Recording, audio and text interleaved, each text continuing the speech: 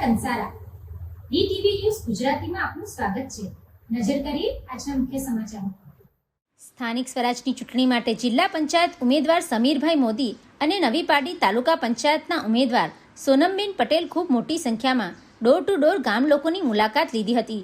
નવી પાડી ગ્રામજનોએ ઉમેદવારને કુમકુમ તિલક કરીને ફૂલહાર પહેરાવી અને શ્રીફળ આપી વડીલોએ આશીર્વાદ આપ્યા હતા।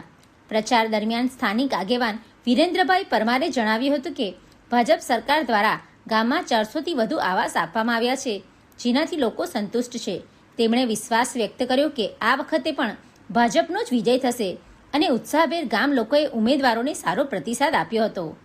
જિલ્લા પંચાયત નવી પાર્ટીમાં આજે અમે નવી પાર્ટી મુકામે આવ્યા છે। ખોલવડ જિલ્લા પંચાયતની પ્રચાર ઝુંબેશની અંદર હર ઘર મોદી ઘર ઘર મોદી આ ગામની અંદર આવાસ યોજના હેઠળ 400થી વધારે આવાસો બનેલા છે, એટલે હર ઘરે આવકાર મળી રહ્યો છે। અમને એમ લાગે છે કે અમારા કરતાં પહેલાં તો મોદી આ ગામની અંદર આવી ગયા છે અને ભાજપ પરિવારના સંસ્કાર આ ગામમાં આવી ગયા છે, એટલે અમને હર ઘરમાંથી આવકાર મળી રહ્યો છે ને હર ઘર કહે છે કે મોદી મોદી મોદી। Dinesh Parmar, DTV news, Kamrej.